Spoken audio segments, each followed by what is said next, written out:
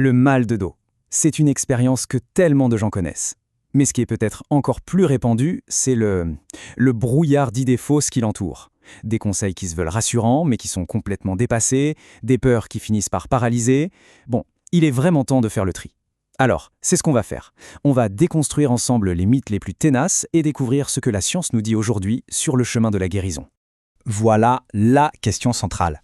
Parce que face à la douleur, nos pensées, nos croyances, elles peuvent être soit notre plus grand frein, soit notre meilleur moteur. C'est simple, elles influencent directement nos actions, nos émotions et au final, notre capacité à aller mieux. Alors voici notre programme. On va d'abord s'attaquer aux fausses croyances les plus coriaces, celles sur le repos, l'imagerie, les médicaments. Ensuite, on explorera les approches qui marchent vraiment aujourd'hui, avec un exemple super concret en France. Et on finira avec des clés d'action que tout le monde peut utiliser. Allez, on commence par le réflexe numéro 1 face à la douleur, tout arrêter. Cette idée que le repos complet est la solution miracle, elle est vraiment ancrée partout. Mais est-ce qu'elle est justifiée? Ça, c'est la phrase qu'on entend partout, qu'on se répète en boucle. Je me suis fait mal, donc, logique, je ne dois plus bouger. Ça a l'air d'une logique imparable, hein? Sauf que les recherches les plus récentes nous racontent une toute autre histoire. Et cette croyance, elle est incroyablement partagée. Regardez ça, les études montrent que 76% de la population pense à tort que le repos est la meilleure chose à faire. C'est énorme, c'est la norme en fait, pas l'exception. On est face à un véritable changement de perspective. D'un côté, on a la peur du mouvement, qui entretient un cercle vicieux de protection et de faiblesse. Et de l'autre, on a une approche où l'activité est vue comme un outil de guérison. Rester actif, de manière adaptée bien sûr, ça aide à nourrir les tissus, à garder de la force, de la souplesse et surtout à reprendre confiance en son corps. Passons maintenant au deuxième grand pilier des idées reçues. C'est ce besoin de voir le problème avec une radio, une IRN et de le neutraliser avec des médicaments qu'on imagine surpuissants. C'est un peu la quête de la solution technique, rapide. Qui n'a jamais pensé ça? Ah, si seulement je pouvais faire une radio, je saurais exactement d'où ça vient. Cette attente d'une réponse visuelle, elle est très très forte. On veut trouver un coupable, voir une cause claire et nette, sur un cliché. Et ce chiffre, il est sans appel. Les enquêtes le montrent, 71% des gens sont convaincus qu'un examen d'imagerie est presque toujours utile, voire indispensable. C'est une conviction massive qui pousse à demander des examens qui, bien souvent, ne sont pas nécessaires. Et c'est là qu'on voit tout le décalage avec la réalité.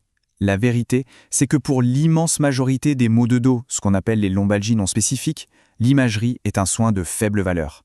Non seulement elle n'améliore pas les choses, mais elle peut même être contre-productive. Pourquoi? Parce qu'elle peut révéler des anomalies tout à fait normales liées à l'âge, qui ne sont pas la cause de la douleur, mais qui vont générer beaucoup d'inquiétude pour rien. L'autre versant de ce mythe, c'est la course à l'armement côté médicaments. Cette idée que les solutions de base, comme le paracétamol, sont forcément inefficaces et qu'il faut tout de suite passer à l'artillerie lourde pour être soulagé. Et là encore, le fossé entre la perception du public et la réalité est spectaculaire. Vous voyez, 76% des gens sous-estiment l'efficacité des antidouleurs simples. Pourtant, les données scientifiques sont formelles.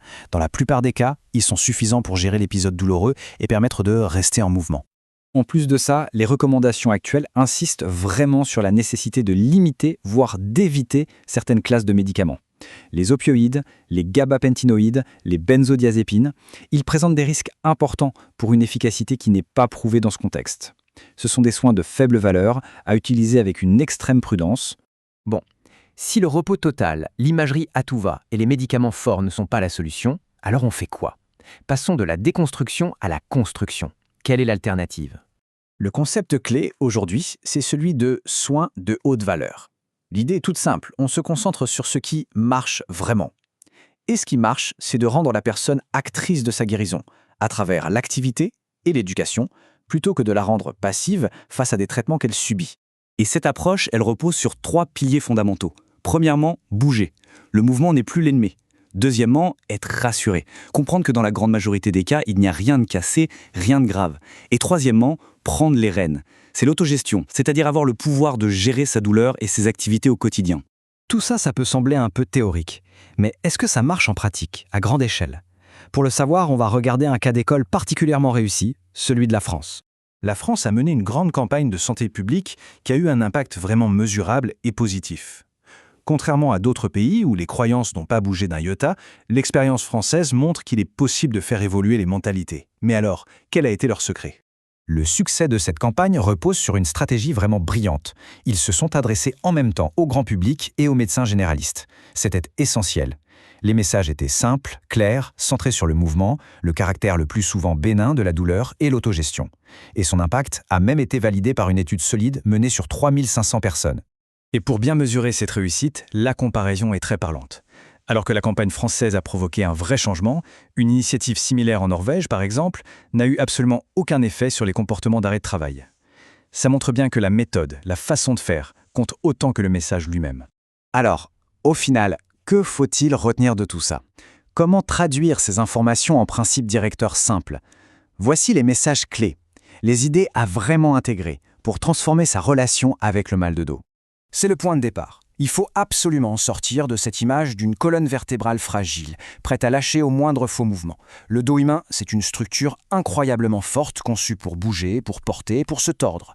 Lui faire confiance, c'est la toute première étape. Ça, c'est le message le plus important. La douleur n'est pas toujours synonyme de dommage. Apprendre à bouger avec la douleur, à trouver les activités qui font du bien, c'est la voie royale vers la guérison. Le mouvement est souvent le meilleur des remèdes. Finalement, toutes ces connaissances, elles offrent une opportunité incroyable, celle de ne plus subir la douleur, mais de la gérer activement, de passer de la peur et de l'inactivité à la confiance et au mouvement. C'est un changement de perspective qui peut absolument tout changer.